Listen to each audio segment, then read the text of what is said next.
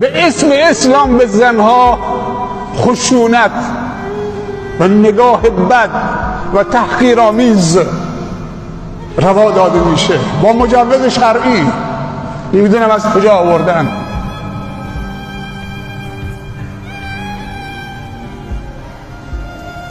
ولی نگاه اسلام به زن به دختر چیه؟ الجنة تحت اقدام الامهات. نگاه این حکیم به زن چیه؟ به مادر چیه؟ میگه الام مدرسه اذا اعددتها اعددت نسلا طیب الاعراق. مادر مدرسه است که اگر به اون پرداختید در کودکی نسل ریشه‌داری خواهید داشت. الام مدرسه، مادر کارخانه انسانسازی است.